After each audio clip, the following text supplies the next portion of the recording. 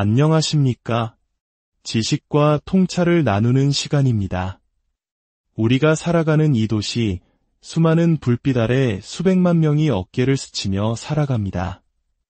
하지만 그 속에서 우리는 얼마나 서로 연결되어 있을까요? 바로 옆집에 누가 사는지, 그 사람은 오늘 어떤 하루를 보냈는지, 혹시 그의 침묵이 너무 길어지고 있지는 않은지 생각해 보신 적 있으신가요? 오늘 우리는 현대사회의 가장 어두운 그림자 중 하나인 고독사, 즉 외로운 죽음에 대한 이야기를 나누고자 합니다. 오늘 우리의 이야기가 여러분의 마음에 작은 울림을 준다면 구독과 좋아요를 통해 이 메시지에 힘을 실어주십시오. 여러분의 작은 관심이 사회에 보이지 않는 곳을 비추는 따뜻한 등불이 될 수 있습니다. 모든 분들의 삶에 평안과 온기가 가득하기를 기원하며 오늘의 이야기를 시작하겠습니다. 새벽의 차가운 공기를 가르며 박종희 씨의 오토바이가 한 임대 아파트 단지로 들어섭니다. 그의 손에는 유제품이 담긴 작은 꾸러미가 들려 있습니다. 일주일에 한 번 이곳에 홀로 사는 어르신 120여 명에게 따뜻한 마음을 전하는 일입니다. 하지만 문 앞에 놓인 지난주의 우유가 그대로 있는 것을 발견했을 때 그의 마음에는 불안감이 스며듭니다. 어르신, 계세요? 문을 두드려도 대답이 없습니다. 조심스럽게 문을 열고 들어간 집안, 힘없이 누워있던 어르신이 기다렸다는 듯 도움을 청합니다. 아픈 몸을 이끌고 병원에 갈 기력조차 없는 현실. 박종희 씨는 익숙하게 119에 연락하고 상황을 설명합니다. 이곳에서 이런 일은 드물지 않습니다. 지난 6월 그가 처음으로 발견한 80대 어르신의 죽음도 그러했습니다. 일주일이 지나도록 배달된 요구르트가 문 앞에 그대로 쌓여있는 것을 보고 관리사무소에 알렸을 때 이미 비극은 벌어진 뒤였습니다. 문틈으로 새어나오던 희미한 냄새는 한 사람의 삶이 세상과 조용히 작별했음을 알리는 신호였습니다. 안타깝게도 시신을 인수하겠다는 유가족은 나타나지 않았고 어르신의 마지막은 구청의 손에 맡겨져 한 줌의 재로 돌아갔습니다. 서울시립승화원, 이곳에는 아무런 연고도 없이 서울에서 생을 마감한 이들의 유골함이 빼곡히 들어차 있습니다. 최장 10년간 보관되는 유골함의 수는 3,000여 개에 달합니다. 이것이 바로 우리 사회의 씁쓸한 자화상, 고독사입니다. 새벽 4시, 아직 어둠이 채 가시지 않은 시간. 75의 박순 할머니는 오늘도 폐지를 줍기 위해 길을 나섭니다. 부지런히 움직였지만 이미 많은 폐지는 다른 이들의 손에 넘어간 뒤입니다. 새벽과 저녁, 하루 2번 쉼없이 발품을 팔아 꼬박 한 달을 모아야 손에 줄 수 있는 돈은 고자고 6만 원. 비가 오나 눈이 오나 70이 훌쩍 넘은 나이에도 멈출 수 없는 고된 노동입니다. 할머니의 보금자리는 서울 상계동의 반지하 방.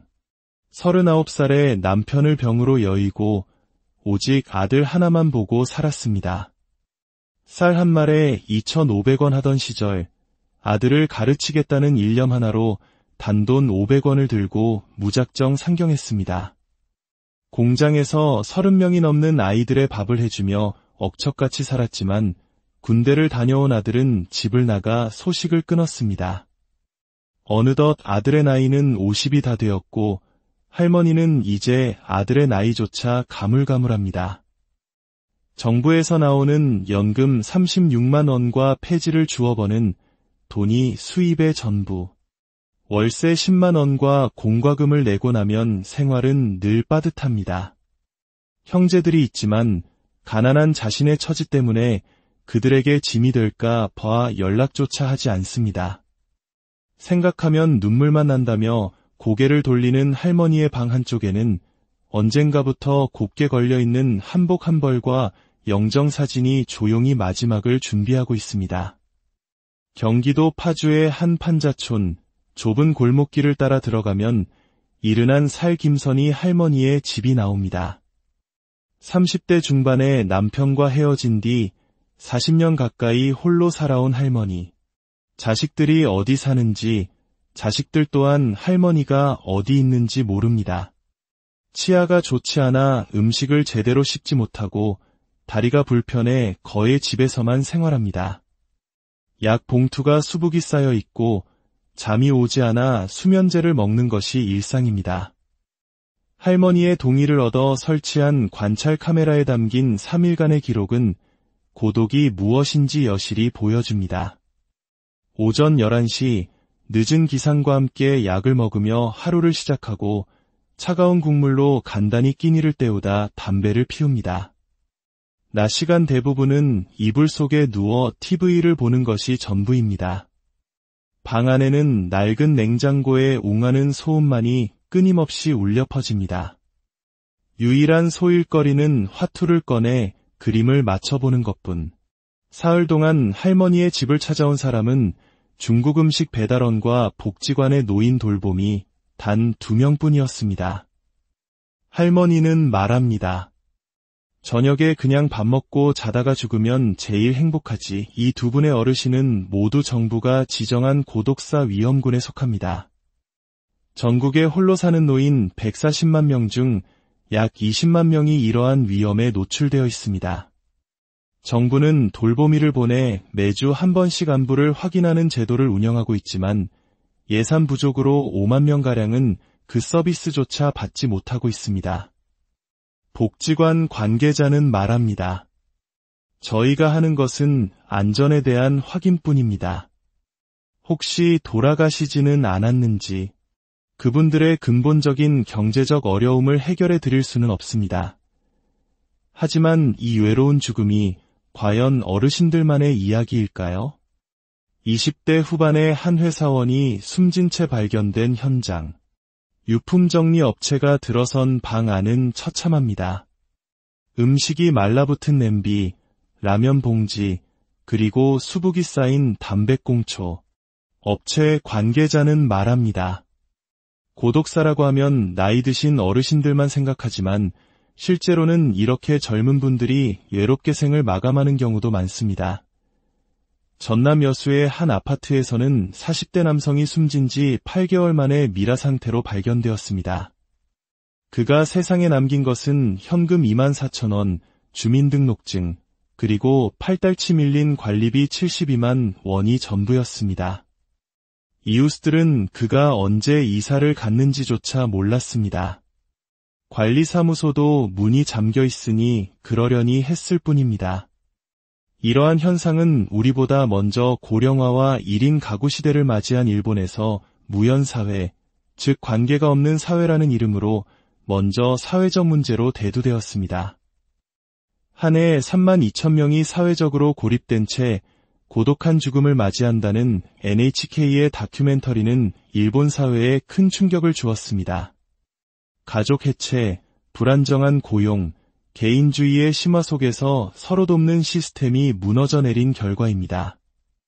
그리고 이제 그 모습은 우리 사회에서도 낯설지 않은 풍경이 되어가고 있습니다. 고독사는 이제 노인만의 문제가 아닙니다. 청년, 중장년층을 가리지 않고 우리 사회 깊숙이 파고들고 있습니다. 특히 사회의 허리 역할을 해야 할 40대, 50대 중장년층의 고독사가 급증하고 있습니다. 대부분 오랜 실직 상태에서 경제적 어려움을 겪고 술에 의존하며 가족과도 단절된 채 외롭게 지내다 생을 마감하는 경우가 많습니다. 한때 연 매출 40억 원 규모의 건설업체를 운영했던 김정희 씨. 건설 경기 침체로 부도를 맞고 하루아침에 모든 것을 잃었습니다. 극심한 우울증에 시달리며 아침에 눈 뜨면 돈 걱정, 눈 감을 때까지 돈 걱정이었다고 말합니다. 자존심 때문에 누구에게도 손을 내밀지 못했습니다. 내가 남을 도와줬으면 도와줬지, 남한테 아쉬운 소리는 못한다는 마음이 그들을 더욱 깊은 고립으로 몰아넣습니다. 이러한 고독의 그림자 속에서 희망의 싹을 틔우려는 노력도 시작되고 있습니다. 전북 김제의 한 마을, 경로당을 개조해 만든 공동주택, 이른바 그룹홈에서는 할머니 여러 명이 함께 저녁 식사를 준비하며 웃음꽃을 피웁니다. 각자의 집이 있지만 특별한 일이 없으면 이곳에 모여 함께 밥을 먹고 잠을 잡니다. 혼자 먹으면 물에 밥 말아 대충 먹기 일쑤지만 여럿이 함께 먹는 밥은 반찬 가짓수가 많아지고 더 맛있게 느껴집니다. 아픈 사람이 있으면 서로 돌봐주고 밤이면 함께 이부자리를 펴고 누워 도란도란 이야기를 나눕니다. 서로가 서로에게 가장 든든한 울타리가 되어주는 것입니다. 서울의 한 주택가에는 소행주라는 이름의 공동체가 있습니다. 9세대가 한 건물에 모여 살며 각자의 독립된 공간 외에 함께 사용하는 공동 공간을 두고 전체가 하나의 큰 가족처럼 살아갑니다. 아이들은 여러 형제자매를 얻고 어른들은 서로에게 든든한 버팀목이 되어줍니다. 이곳에서는 외로움이나 고독이라는 단어를 떠올리기 어렵습니다. 또한 실직과 이혼 등으로 홀로 고립되었던 40, 50대 남성들이 지자체의 도움으로 모임을 만들어 함께 나들이를 가고 서로에게 의지하며 마음의 벽을 허물어갑니다. 혼자서는 좀처럼 나서지 못했던 일들을 함께하며 다시 세상과 연결되는 법을 배우고 있습니다. 전문가들은 현대인들의 고독지수를 점검해 볼 필요가 있다고 말합니다. 다음 8가지 질문 중 5개 이상에 해당한다면 당신도 고독사 위험군일 수 있습니다. 사람들을 만나면 뭘 어떻게 해야 할지 모르겠다. 사람 많은 곳에 가는 것이 왠지 두렵다. 사람들과 전화를 주고받는 일이 거의 없다. 아무도 나를 사랑하지 않는다고 느낀다. 가능하면 혼자 있고 싶다. 자주 공허함과 외로움을 느낀다. 나는 불행하다고 생각하거나 자주 슬퍼하고 우울해한다. 그럼에도 불구하고 대인관계를 잘하고 싶다는 마음이 있다. 1인 가구가 전체 가구의 3분의 1을 넘어선 시대. 가족에게만 기댈 수 없는 세상에서 사회적 관계 맺기에 서툰 사람들은 고독의 위험에 더 쉽게 노출됩니다. 이제 고독사는 개인의 문제를 넘어 우리 사회 전체가 함께 고민하고 해결해야 할 과제가 되었습니다.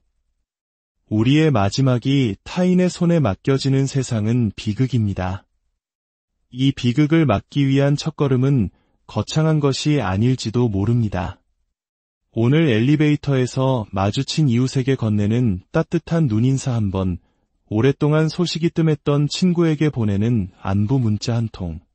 내가 먼저 내미는 작은 손길이 누군가의 끊어진 세상과의 끈을 다시 이어주는 시작이 될 수 있습니다. 내 곁에 기댈 수 있는 누군가를 만들어내는 것, 그리고 나 또한 누군가에게 기꺼이 기댈 어깨를 내어주는 것. 그것이 바로 이 차가운 고독의 시대를 함께 건너는 지혜일 것입니다. 당신의 옆집에는 오늘 안녕하십니까? 지식과 통찰을 나누는 시간입니다. 우리가 살아가는 이 도시, 수많은 불빛 아래 수백만 명이 어깨를 스치며 살아갑니다. 하지만 그 속에서 우리는 얼마나 서로 연결되어 있을까요? 바로 옆집에 누가 사는지, 그 사람은 오늘 어떤 하루를 보냈는지, 혹시 그의 침묵이 너무 길어지고 있지는 않은지 생각해 보신 적 있으신가요? 오늘 우리는 현대사회의 가장 어두운 그림자 중 하나인 고독사, 즉 외로운 죽음에 대한 이야기를 나누고자 합니다. 오늘 우리의 이야기가 여러분의 마음에 작은 울림을 준다면 구독과 좋아요를 통해 이 메시지에 힘을 실어주십시오. 여러분의 작은 관심이 사회에 보이지 않는 곳을 비추는 따뜻한 등불이 될 수 있습니다. 모든 분들의 삶에 평안과 온기가 가득하기를 기원하며 오늘의 이야기를 시작하겠습니다. 새벽의 차가운 공기를 가르며 박종희 씨의 오토바이가 한 임대 아파트 단지로 들어섭니다. 그의 손에는 유제품이 담긴 작은 꾸러미가 들려 있습니다. 일주일에 한 번 이곳에 홀로 사는 어르신 120여 명에게 따뜻한 마음을 전하는 일입니다. 하지만 문 앞에 놓인 지난주의 우유가 그대로 있는 것을 발견했을 때 그의 마음에는 불안감이 스며듭니다. 어르신, 계세요? 문을 두드려도 대답이 없습니다. 조심스럽게 문을 열고 들어간 집안, 힘없이 누워있던 어르신이 기다렸다는 듯 도움을 청합니다. 아픈 몸을 이끌고 병원에 갈 기력조차 없는 현실. 박종희 씨는 익숙하게 119에 연락하고 상황을 설명합니다. 이곳에서 이런 일은 드물지 않습니다. 지난 6월 그가 처음으로 발견한 80대 어르신의 죽음도 그러했습니다. 일주일이 지나도록 배달된 요구르트가 문 앞에 그대로 쌓여있는 것을 보고 관리사무소에 알렸을 때 이미 비극은 벌어진 뒤였습니다.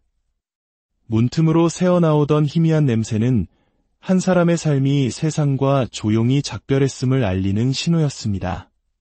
안타깝게도 시신을 인수하겠다는 유가족은 나타나지 않았고 어르신의 마지막은 구청의 손에 맡겨져 한 줌의 재로 돌아갔습니다.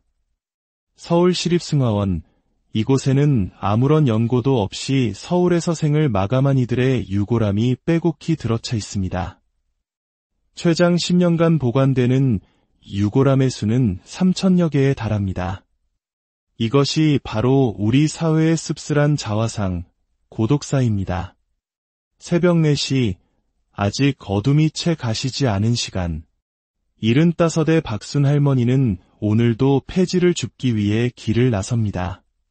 부지런히 움직였지만 이미 많은 폐지는 다른 이들의 손에 넘어간 뒤입니다. 새벽과 저녁, 하루 2번 쉼없이 발품을 팔아 꼬박 한 달을 모아야 손에 쥘 수 있는 돈은 고자고 6만 원. 비가 오나 눈이 오나 70이 훌쩍 넘은 나이에도 멈출 수 없는 고된 노동입니다. 할머니의 보금자리는 서울 상계동의 반지하 방. 39살에 남편을 병으로 여의고 오직 아들 하나만 보고 살았습니다. 쌀 한 말에 2,500원 하던 시절 아들을 가르치겠다는 일념 하나로 단돈 500원을 들고 무작정 상경했습니다. 공장에서 30명이 넘는 아이들의 밥을 해주며 억척같이 살았지만 군대를 다녀온 아들은 집을 나가 소식을 끊었습니다. 어느덧 아들의 나이는 50이 다 되었고 할머니는 이제 아들의 나이조차 가물가물합니다. 정부에서 나오는 연금 36만 원과 폐지를 주워 버는 돈이 수입의 전부. 월세 10만 원과 공과금을 내고 나면 생활은 늘 빠듯합니다. 형제들이 있지만 가난한 자신의 처지 때문에 그들에게 짐이 될까 봐 연락조차 하지 않습니다. 생각하면 눈물만 난다며 고개를 돌리는 할머니의 방 한쪽에는 언젠가부터 곱게 걸려있는 한복 한 벌과 영정사진이 조용히 마지막을 준비하고 있습니다. 경기도 파주의 한 판자촌, 좁은 골목길을 따라 들어가면 이른한 살김선이 할머니의 집이 나옵니다. 30대 중반의 남편과 헤어진 뒤 40년 가까이 홀로 살아온 할머니. 자식들이 어디 사는지, 자식들 또한 할머니가 어디 있는지 모릅니다. 치아가 좋지 않아 음식을 제대로 씹지 못하고 다리가 불편해 거의 집에서만 생활합니다. 약 봉투가 수북이 쌓여 있고 잠이 오지 않아 수면제를 먹는 것이 일상입니다. 할머니의 동의를 얻어 설치한 관찰 카메라에 담긴 3일간의 기록은 고독이 무엇인지 여실히 보여줍니다.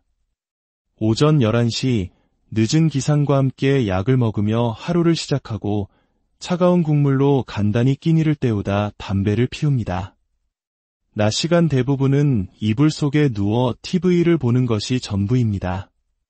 방 안에는 낡은 냉장고의 웅하는 소음만이 끊임없이 울려 퍼집니다. 유일한 소일거리는 화투를 꺼내 그림을 맞춰보는 것뿐. 사흘 동안 할머니의 집을 찾아온 사람은 중국 음식 배달원과 복지관의 노인 돌봄이 단 2명뿐이었습니다. 할머니는 말합니다.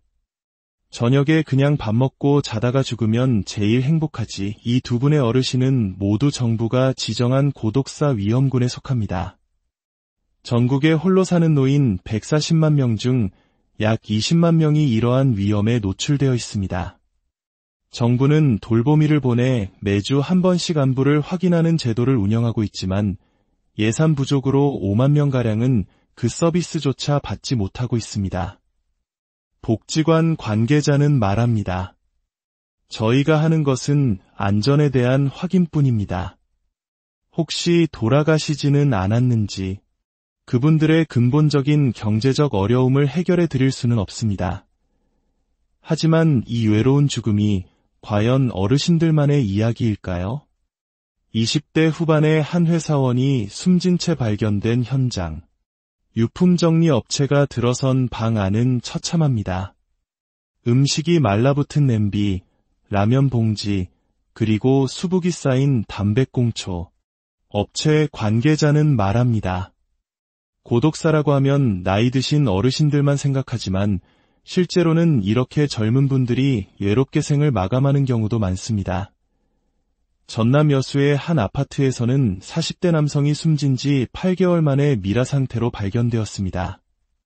그가 세상에 남긴 것은 현금 24,000원, 주민등록증, 그리고 팔달치 밀린 관리비 72만 원이 전부였습니다. 이웃들은 그가 언제 이사를 갔는지조차 몰랐습니다. 관리사무소도 문이 잠겨 있으니 그러려니 했을 뿐입니다. 이러한 현상은 우리보다 먼저 고령화와 1인 가구 시대를 맞이한 일본에서 무연사회, 즉 관계가 없는 사회라는 이름으로 먼저 사회적 문제로 대두되었습니다. 한 해 3만 2천 명이 사회적으로 고립된 채 고독한 죽음을 맞이한다는 NHK의 다큐멘터리는 일본 사회에 큰 충격을 주었습니다. 가족 해체, 불안정한 고용, 개인주의의 심화 속에서 서로 돕는 시스템이 무너져 내린 결과입니다. 그리고 이제 그 모습은 우리 사회에서도 낯설지 않은 풍경이 되어가고 있습니다. 고독사는 이제 노인만의 문제가 아닙니다. 청년, 중장년층을 가리지 않고 우리 사회 깊숙이 파고들고 있습니다. 특히 사회의 허리 역할을 해야 할 40대, 50대 중장년층의 고독사가 급증하고 있습니다. 대부분 오랜 실직 상태에서 경제적 어려움을 겪고 술에 의존하며 가족과도 단절된 채 외롭게 지내다 생을 마감하는 경우가 많습니다. 한때 연 매출 40억 원 규모의 건설업체를 운영했던 김정희 씨. 건설 경기 침체로 부도를 맞고 하루아침에 모든 것을 잃었습니다. 극심한 우울증에 시달리며 아침에 눈 뜨면 돈 걱정, 눈 감을 때까지 돈 걱정이었다고 말합니다. 자존심 때문에 누구에게도 손을 내밀지 못했습니다. 내가 남을 도와줬으면 도와줬지, 남한테 아쉬운 소리는 못한다는 마음이 그들을 더욱 깊은 고립으로 몰아넣습니다. 이러한 고독의 그림자 속에서 희망의 싹을 틔우려는 노력도 시작되고 있습니다. 전북 김제의 한 마을, 경로당을 개조해 만든 공동주택, 이른바 그룹홈에서는 할머니 여러 명이 함께 저녁 식사를 준비하며 웃음꽃을 피웁니다. 각자의 집이 있지만 특별한 일이 없으면 이곳에 모여 함께 밥을 먹고 잠을 잡니다. 혼자 먹으면 물에 밥 말아 대충 먹기 일쑤지만 여럿이 함께 먹는 밥은 반찬 가짓수가 많아지고 더 맛있게 느껴집니다.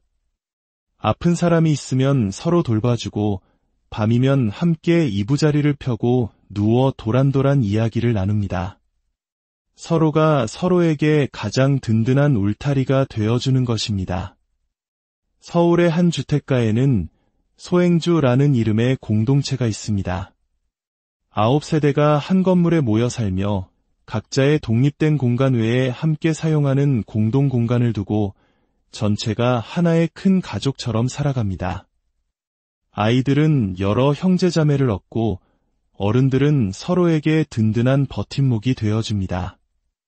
이곳에서는 외로움이나 고독이라는 단어를 떠올리기 어렵습니다. 또한 실직과 이혼 등으로 홀로 고립되었던 40, 50대 남성들이 지자체의 도움으로 모임을 만들어 함께 나들이를 가고 서로에게 의지하며 마음의 벽을 허물어갑니다. 혼자서는 좀처럼 나서지 못했던 일들을 함께하며 다시 세상과 연결되는 법을 배우고 있습니다. 전문가들은 현대인들의 고독 지수를 점검해 볼 필요가 있다고 말합니다. 다음 8가지 질문 중 5개 이상에 해당한다면 당신도 고독사 위험군일 수 있습니다. 사람들을 만나면 뭘 어떻게 해야 할지 모르겠다. 사람 많은 곳에 가는 것이 왠지 두렵다. 사람들과 전화를 주고받는 일이 거의 없다. 아무도 나를 사랑하지 않는다고 느낀다. 가능하면 혼자 있고 싶다. 자주 공허함과 외로움을 느낀다. 나는 불행하다고 생각하거나 자주 슬퍼하고 우울해한다. 그럼에도 불구하고 대인관계를 잘하고 싶다는 마음이 있다. 1인 가구가 전체 가구의 3분의 1을 넘어선 시대. 가족에게만 기댈 수 없는 세상에서 사회적 관계 맺기에 서툰 사람들은 고독의 위험에 더 쉽게 노출됩니다. 이제 고독사는 개인의 문제를 넘어 우리 사회 전체가 함께 고민하고 해결해야 할 과제가 되었습니다. 우리의 마지막이 타인의 손에 맡겨지는 세상은 비극입니다. 이 비극을 막기 위한 첫걸음은 거창한 것이 아닐지도 모릅니다. 오늘 엘리베이터에서 마주친 이웃에게 건네는 따뜻한 눈인사 한 번, 오랫동안 소식이 뜸했던 친구에게 보내는 안부 문자 한 통. 내가 먼저 내미는 작은 손길이 누군가의 끊어진 세상과의 끈을 다시 이어주는 시작이 될 수 있습니다. 내 곁에 기댈 수 있는 누군가를 만들어내는 것, 그리고 나 또한 누군가에게 기꺼이 기댈 어깨를 내어주는 것. 그것이 바로 이 차가운 고독의 시대를 함께 건너는 지혜일 것입니다. 당신의 옆집에는 오늘 안녕하십니까? 지식과 통찰을 나누는 시간입니다. 우리가 살아가는 이 도시, 수많은 불빛 아래 수백만 명이 어깨를 스치며 살아갑니다. 하지만 그 속에서 우리는 얼마나 서로 연결되어 있을까요? 바로 옆집에 누가 사는지, 그 사람은 오늘 어떤 하루를 보냈는지, 혹시 그의 침묵이 너무 길어지고 있지는 않은지 생각해 보신 적 있으신가요? 오늘 우리는 현대사회의 가장 어두운 그림자 중 하나인 고독사, 즉 외로운 죽음에 대한 이야기를 나누고자 합니다. 오늘 우리의 이야기가 여러분의 마음에 작은 울림을 준다면 구독과 좋아요를 통해 이 메시지에 힘을 실어주십시오. 여러분의 작은 관심이 사회에 보이지 않는 곳을 비추는 따뜻한 등불이 될 수 있습니다. 모든 분들의 삶에 평안과 온기가 가득하기를 기원하며 오늘의 이야기를 시작하겠습니다. 새벽의 차가운 공기를 가르며 박종희 씨의 오토바이가 한 임대 아파트 단지로 들어섭니다. 그의 손에는 유제품이 담긴 작은 꾸러미가 들려 있습니다. 일주일에 한 번 이곳에 홀로 사는 어르신 120여 명에게 따뜻한 마음을 전하는 일입니다. 하지만 문 앞에 놓인 지난주의 우유가 그대로 있는 것을 발견했을 때 그의 마음에는 불안감이 스며듭니다. 어르신, 계세요? 문을 두드려도 대답이 없습니다. 조심스럽게 문을 열고 들어간 집안, 힘없이 누워있던 어르신이 기다렸다는 듯 도움을 청합니다. 아픈 몸을 이끌고 병원에 갈 기력조차 없는 현실. 박종희 씨는 익숙하게 119에 연락하고 상황을 설명합니다. 이곳에서 이런 일은 드물지 않습니다. 지난 6월, 그가 처음으로 발견한 80대 어르신의 죽음도 그러했습니다. 일주일이 지나도록 배달된 요구르트가 문 앞에 그대로 쌓여있는 것을 보고 관리사무소에 알렸을 때 이미 비극은 벌어진 뒤였습니다. 문틈으로 새어나오던 희미한 냄새는 한 사람의 삶이 세상과 조용히 작별했음을 알리는 신호였습니다. 안타깝게도 시신을 인수하겠다는 유가족은 나타나지 않았고 어르신의 마지막은 구청의 손에 맡겨져 한 줌의 재로 돌아갔습니다. 서울시립승화원, 이곳에는 아무런 연고도 없이 서울에서 생을 마감한 이들의 유골함이 빼곡히 들어차 있습니다. 최장 10년간 보관되는 유골함의 수는 3,000여 개에 달합니다. 이것이 바로 우리 사회의 씁쓸한 자화상, 고독사입니다. 새벽 4시, 아직 어둠이 채 가시지 않은 시간. 75의 박순 할머니는 오늘도 폐지를 줍기 위해 길을 나섭니다. 부지런히 움직였지만 이미 많은 폐지는 다른 이들의 손에 넘어간 뒤입니다.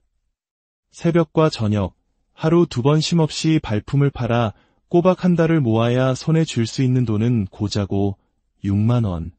비가 오나 눈이 오나 70이 훌쩍 넘은 나이에도 멈출 수 없는 고된 노동입니다. 할머니의 보금자리는 서울 상계동의 반지하 방. 39살에 남편을 병으로 여의고 오직 아들 하나만 보고 살았습니다. 쌀 한 말에 2,500원 하던 시절 아들을 가르치겠다는 일념 하나로 단돈 500원을 들고 무작정 상경했습니다.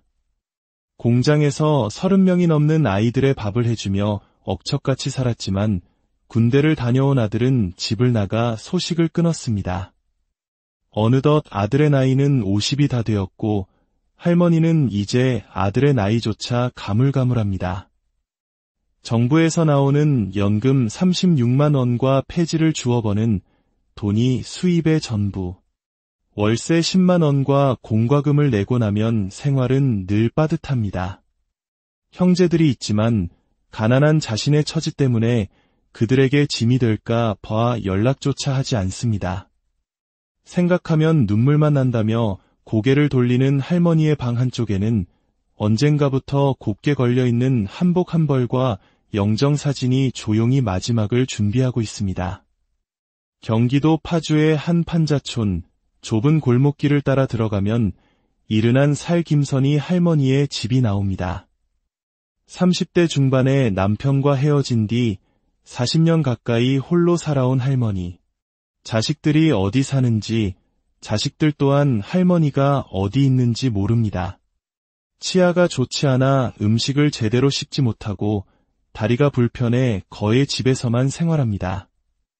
약 봉투가 수북이 쌓여 있고 잠이 오지 않아 수면제를 먹는 것이 일상입니다. 할머니의 동의를 얻어 설치한 관찰 카메라에 담긴 3일간의 기록은 고독이 무엇인지 여실히 보여줍니다. 오전 11시 늦은 기상과 함께 약을 먹으며 하루를 시작하고 차가운 국물로 간단히 끼니를 때우다 담배를 피웁니다.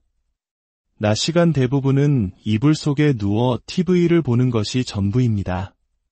방 안에는 낡은 냉장고에 웅하는 소음만이 끊임없이 울려 퍼집니다. 유일한 소일거리는 화투를 꺼내 그림을 맞춰보는 것뿐. 사흘 동안 할머니의 집을 찾아온 사람은 중국 음식 배달원과 복지관의 노인 돌봄이 단 2명뿐이었습니다. 할머니는 말합니다. 저녁에 그냥 밥 먹고 자다가 죽으면 제일 행복하지. 이 두 분의 어르신은 모두 정부가 지정한 고독사 위험군에 속합니다. 전국에 홀로 사는 노인 140만 명 중 약 20만 명이 이러한 위험에 노출되어 있습니다. 정부는 돌보미를 보내 매주 한 번씩 안부를 확인하는 제도를 운영하고 있지만 예산 부족으로 5만 명가량은 그 서비스조차 받지 못하고 있습니다. 복지관 관계자는 말합니다. 저희가 하는 것은 안전에 대한 확인뿐입니다. 혹시 돌아가시지는 않았는지, 그분들의 근본적인 경제적 어려움을 해결해 드릴 수는 없습니다. 하지만 이 외로운 죽음이 과연 어르신들만의 이야기일까요? 20대 후반의 한 회사원이 숨진 채 발견된 현장. 유품정리 업체가 들어선 방 안은 처참합니다. 음식이 말라붙은 냄비, 라면 봉지, 그리고 수북이 쌓인 담배꽁초. 업체 관계자는 말합니다. 고독사라고 하면 나이 드신 어르신들만 생각하지만 실제로는 이렇게 젊은 분들이 외롭게 생을 마감하는 경우도 많습니다. 전남 여수의 한 아파트에서는 40대 남성이 숨진 지 8개월 만에 미라 상태로 발견되었습니다. 그가 세상에 남긴 것은 현금 24,000원, 주민등록증, 그리고 팔달치 밀린 관리비 72만 원이 전부였습니다. 이웃들은 그가 언제 이사를 갔는지조차 몰랐습니다. 관리사무소도 문이 잠겨 있으니 그러려니 했을 뿐입니다. 이러한 현상은 우리보다 먼저 고령화와 1인 가구 시대를 맞이한 일본에서 무연사회, 즉 관계가 없는 사회라는 이름으로 먼저 사회적 문제로 대두되었습니다. 한 해 32,000명이 사회적으로 고립된 채 고독한 죽음을 맞이한다는 NHK의 다큐멘터리는 일본 사회에 큰 충격을 주었습니다. 가족 해체, 불안정한 고용, 개인주의의 심화 속에서 서로 돕는 시스템이 무너져 내린 결과입니다. 그리고 이제 그 모습은 우리 사회에서도 낯설지 않은 풍경이 되어가고 있습니다. 고독사는 이제 노인만의 문제가 아닙니다. 청년, 중장년층을 가리지 않고 우리 사회 깊숙이 파고들고 있습니다. 특히 사회의 허리 역할을 해야 할 40대, 50대 중장년층의 고독사가 급증하고 있습니다. 대부분 오랜 실직 상태에서 경제적 어려움을 겪고 술에 의존하며 가족과도 단절된 채 외롭게 지내다 생을 마감하는 경우가 많습니다. 한때 연 매출 40억 원 규모의 건설업체를 운영했던 김정희 씨. 건설 경기 침체로 부도를 맞고 하루아침에 모든 것을 잃었습니다. 극심한 우울증에 시달리며 아침에 눈 뜨면 돈 걱정, 눈 감을 때까지 돈 걱정이었다고 말합니다. 자존심 때문에 누구에게도 손을 내밀지 못했습니다. 내가 남을 도와줬으면 도와줬지, 남한테 아쉬운 소리는 못한다는 마음이 그들을 더욱 깊은 고립으로 몰아넣습니다. 이러한 고독의 그림자 속에서 희망의 싹을 틔우려는 노력도 시작되고 있습니다. 전북 김제의 한 마을, 경로당을 개조해 만든 공동주택, 이른바 그룹홈에서는 할머니 여러 명이 함께 저녁 식사를 준비하며 웃음꽃을 피웁니다. 각자의 집이 있지만 특별한 일이 없으면 이곳에 모여 함께 밥을 먹고 잠을 잡니다. 혼자 먹으면 물에 밥 말아 대충 먹기 일쑤지만 여럿이 함께 먹는 밥은 반찬 가짓수가 많아지고 더 맛있게 느껴집니다. 아픈 사람이 있으면 서로 돌봐주고 밤이면 함께 이부자리를 펴고 누워 도란도란 이야기를 나눕니다. 서로가 서로에게 가장 든든한 울타리가 되어주는 것입니다. 서울의 한 주택가에는 소행주라는 이름의 공동체가 있습니다. 9세대가 한 건물에 모여 살며 각자의 독립된 공간 외에 함께 사용하는 공동 공간을 두고 전체가 하나의 큰 가족처럼 살아갑니다. 아이들은 여러 형제자매를 얻고 어른들은 서로에게 든든한 버팀목이 되어줍니다. 이곳에서는 외로움이나 고독이라는 단어를 떠올리기 어렵습니다. 또한 실직과 이혼 등으로 홀로 고립되었던 40, 50대 남성들이 지자체의 도움으로 모임을 만들어 함께 나들이를 가고 서로에게 의지하며 마음의 벽을 허물어갑니다. 혼자서는 좀처럼 나서지 못했던 일들을 함께하며 다시 세상과 연결되는 법을 배우고 있습니다. 전문가들은 현대인들의 고독지수를 점검해볼 필요가 있다고 말합니다. 다음 8가지 질문 중 5개 이상에 해당한다면 당신도 고독사 위험군일 수 있습니다. 사람들을 만나면 뭘 어떻게 해야 할지 모르겠다. 사람 많은 곳에 가는 것이 왠지 두렵다. 사람들과 전화를 주고받는 일이 거의 없다. 아무도 나를 사랑하지 않는다고 느낀다. 가능하면 혼자 있고 싶다. 자주 공허함과 외로움을 느낀다. 나는 불행하다고 생각하거나 자주 슬퍼하고 우울해한다. 그럼에도 불구하고 대인관계를 잘하고 싶다는 마음이 있다.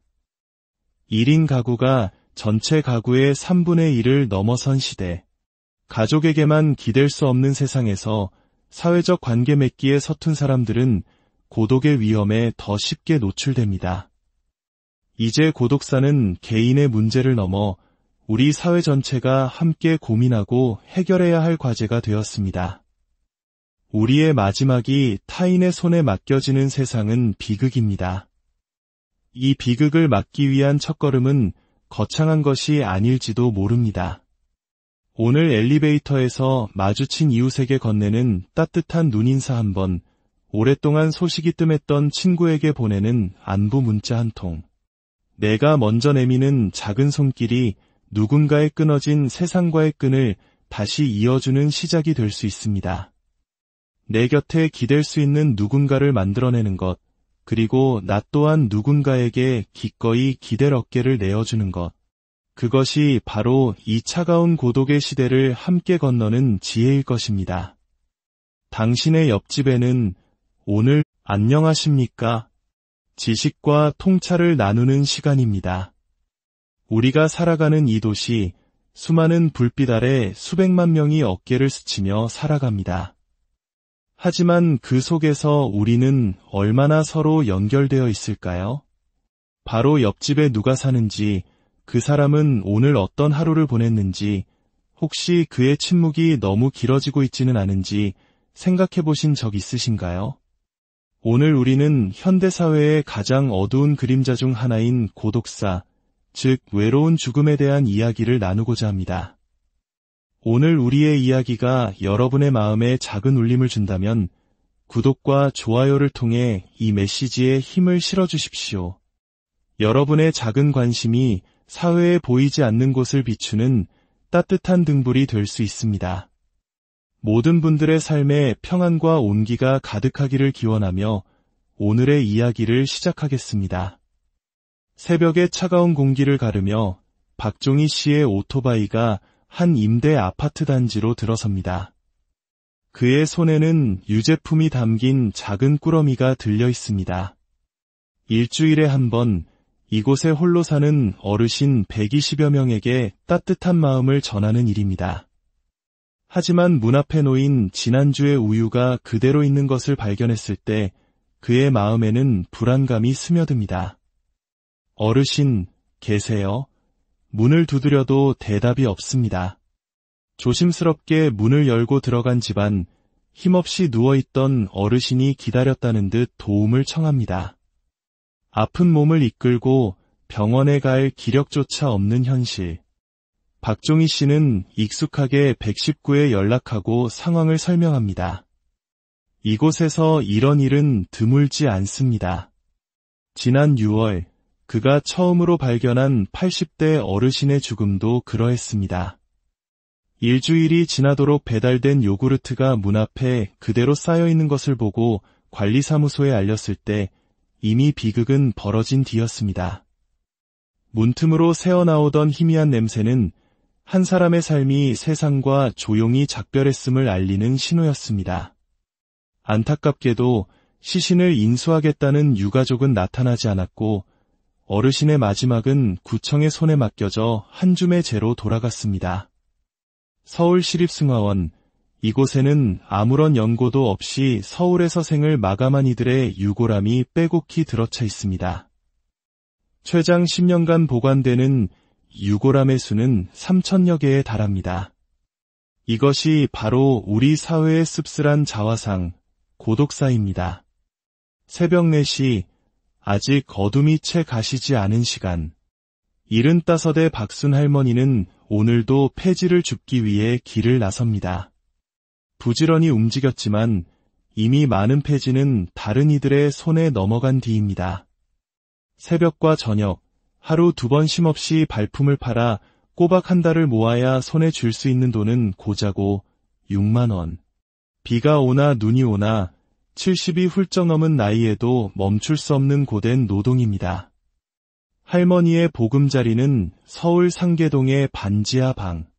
39살에 남편을 병으로 여의고 오직 아들 하나만 보고 살았습니다. 쌀 한 말에 2,500원 하던 시절 아들을 가르치겠다는 일념 하나로 단돈 500원을 들고 무작정 상경했습니다. 공장에서 30명이 넘는 아이들의 밥을 해주며 억척같이 살았지만 군대를 다녀온 아들은 집을 나가 소식을 끊었습니다. 어느덧 아들의 나이는 50이 다 되었고 할머니는 이제 아들의 나이조차 가물가물합니다. 정부에서 나오는 연금 36만 원과 폐지를 주워 버는 돈이 수입의 전부. 월세 10만 원과 공과금을 내고 나면 생활은 늘 빠듯합니다. 형제들이 있지만 가난한 자신의 처지 때문에 그들에게 짐이 될까 봐 연락조차 하지 않습니다. 생각하면 눈물만 난다며 고개를 돌리는 할머니의 방 한쪽에는 언젠가부터 곱게 걸려있는 한복 한 벌과 영정사진이 조용히 마지막을 준비하고 있습니다. 경기도 파주의 한 판자촌, 좁은 골목길을 따라 들어가면 이른한 살김선이 할머니의 집이 나옵니다. 30대 중반의 남편과 헤어진 뒤 40년 가까이 홀로 살아온 할머니. 자식들이 어디 사는지, 자식들 또한 할머니가 어디 있는지 모릅니다. 치아가 좋지 않아 음식을 제대로 씹지 못하고 다리가 불편해 거의 집에서만 생활합니다. 약 봉투가 수북이 쌓여 있고 잠이 오지 않아 수면제를 먹는 것이 일상입니다. 할머니의 동의를 얻어 설치한 관찰 카메라에 담긴 3일간의 기록은 고독이 무엇인지 여실히 보여줍니다. 오전 11시 늦은 기상과 함께 약을 먹으며 하루를 시작하고 차가운 국물로 간단히 끼니를 때우다 담배를 피웁니다. 낮 시간 대부분은 이불 속에 누워 TV를 보는 것이 전부입니다. 방 안에는 낡은 냉장고의 웅하는 소음만이 끊임없이 울려 퍼집니다. 유일한 소일거리는 화투를 꺼내 그림을 맞춰보는 것뿐. 사흘 동안 할머니의 집을 찾아온 사람은 중국 음식 배달원과 복지관의 노인 돌봄이 단 2명뿐이었습니다. 할머니는 말합니다. 저녁에 그냥 밥 먹고 자다가 죽으면 제일 행복하지. 이 두 분의 어르신은 모두 정부가 지정한 고독사 위험군에 속합니다. 전국에 홀로 사는 노인 140만 명 중 약 20만 명이 이러한 위험에 노출되어 있습니다. 정부는 돌보미를 보내 매주 한 번씩 안부를 확인하는 제도를 운영하고 있지만 예산 부족으로 5만 명가량은 그 서비스조차 받지 못하고 있습니다. 복지관 관계자는 말합니다. 저희가 하는 것은 안전에 대한 확인뿐입니다. 혹시 돌아가시지는 않았는지, 그분들의 근본적인 경제적 어려움을 해결해 드릴 수는 없습니다. 하지만 이 외로운 죽음이 과연 어르신들만의 이야기일까요? 20대 후반의 한 회사원이 숨진 채 발견된 현장. 유품정리 업체가 들어선 방 안은 처참합니다. 음식이 말라붙은 냄비, 라면 봉지, 그리고 수북이 쌓인 담배꽁초. 업체 관계자는 말합니다. 고독사라고 하면 나이 드신 어르신들만 생각하지만 실제로는 이렇게 젊은 분들이 외롭게 생을 마감하는 경우도 많습니다. 전남 여수의 한 아파트에서는 40대 남성이 숨진 지 8개월 만에 미라 상태로 발견되었습니다.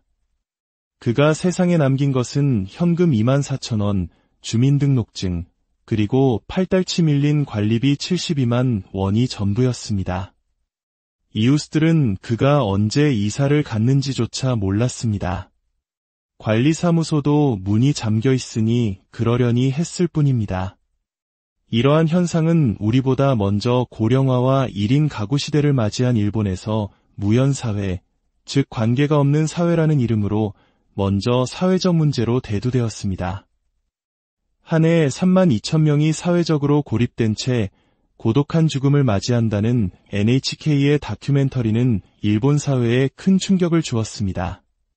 가족 해체, 불안정한 고용, 개인주의의 심화 속에서 서로 돕는 시스템이 무너져 내린 결과입니다. 그리고 이제 그 모습은 우리 사회에서도 낯설지 않은 풍경이 되어가고 있습니다. 고독사는 이제 노인만의 문제가 아닙니다. 청년, 중장년층을 가리지 않고 우리 사회 깊숙이 파고들고 있습니다. 특히 사회의 허리 역할을 해야 할 40대, 50대 중장년층의 고독사가 급증하고 있습니다. 대부분 오랜 실직 상태에서 경제적 어려움을 겪고 술에 의존하며 가족과도 단절된 채 외롭게 지내다 생을 마감하는 경우가 많습니다. 한때 연 매출 40억 원 규모의 건설업체를 운영했던 김정희 씨.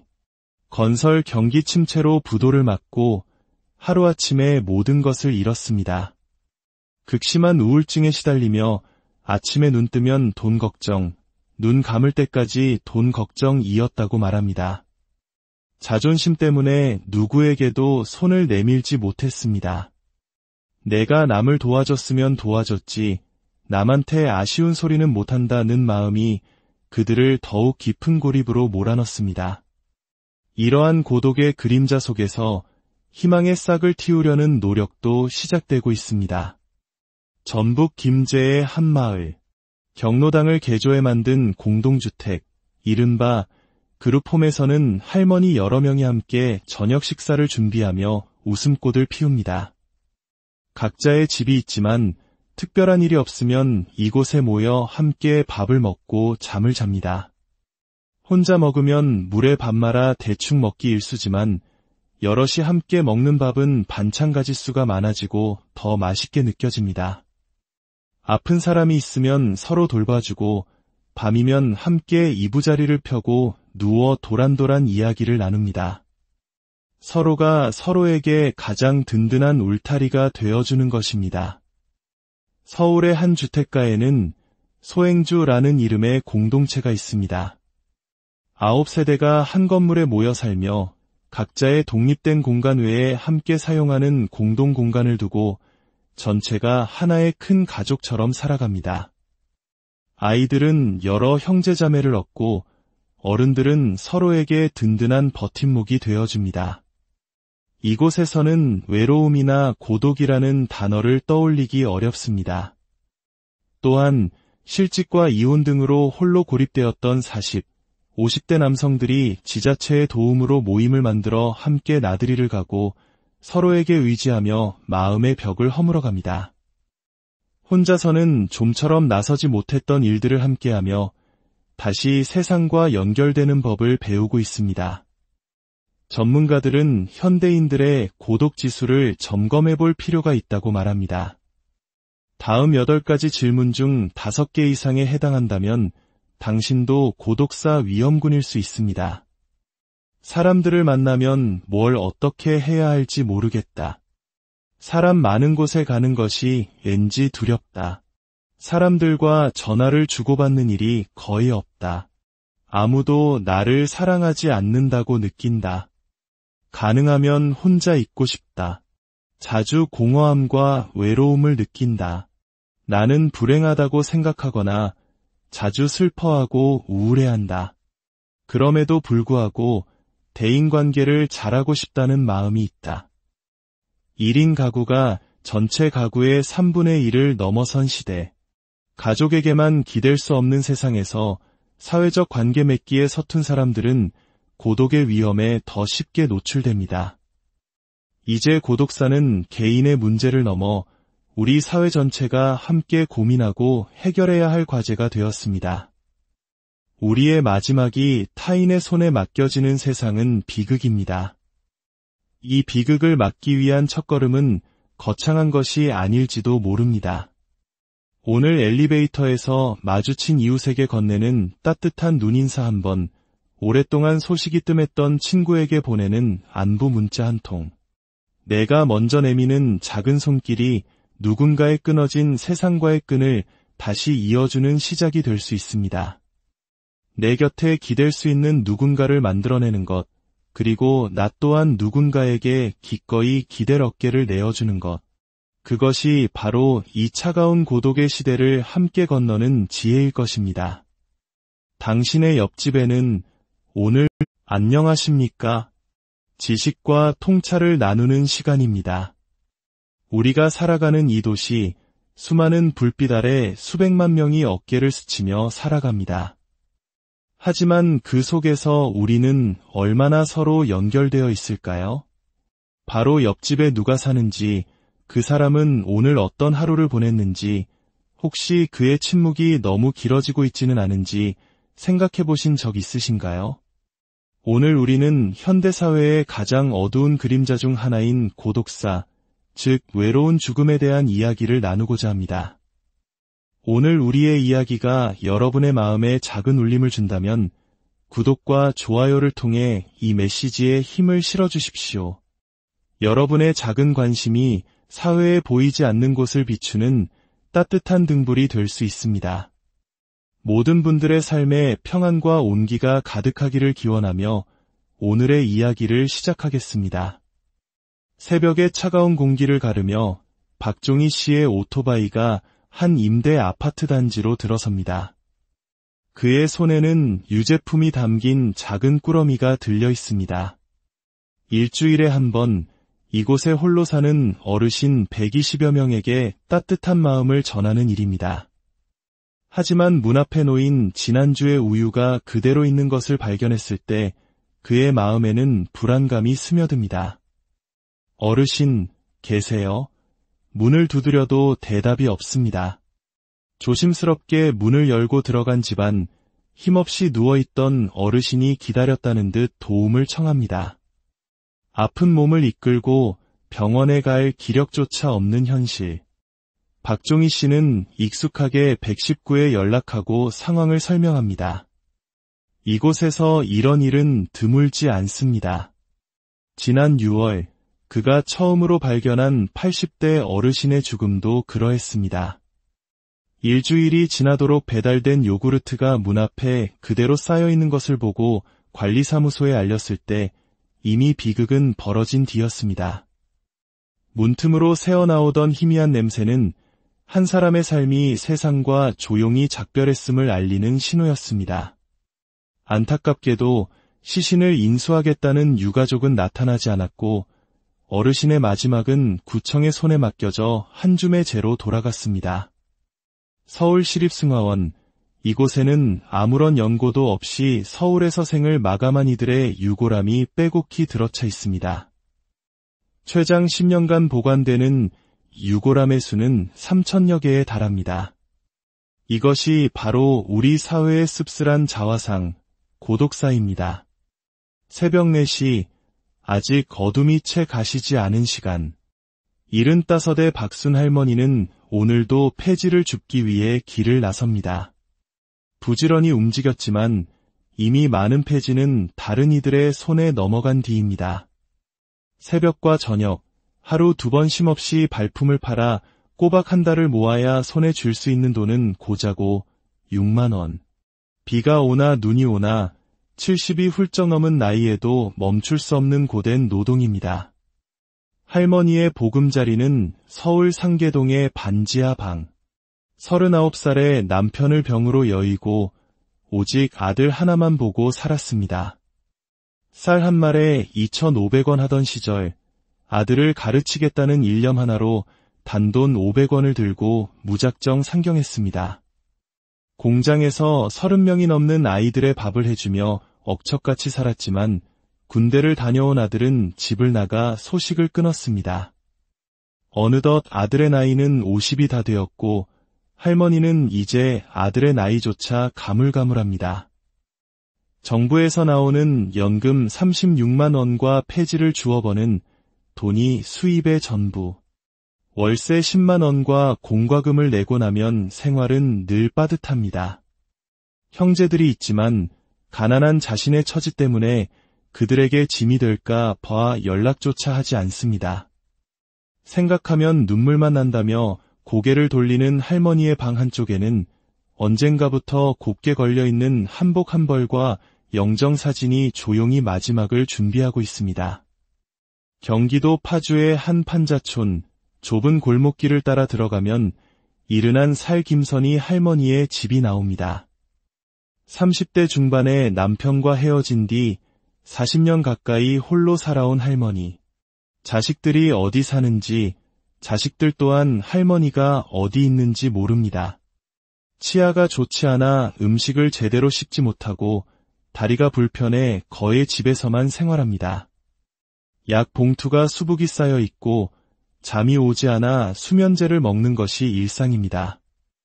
할머니의 동의를 얻어 설치한 관찰 카메라에 담긴 3일간의 기록은 고독이 무엇인지 여실히 보여줍니다. 오전 11시 늦은 기상과 함께 약을 먹으며 하루를 시작하고 차가운 국물로 간단히 끼니를 때우다 담배를 피웁니다.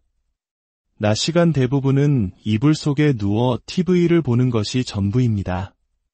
방 안에는 낡은 냉장고의 옹하는 소음만이 끊임없이 울려 퍼집니다. 유일한 소일거리는 화투를 꺼내 그림을 맞춰보는 것뿐.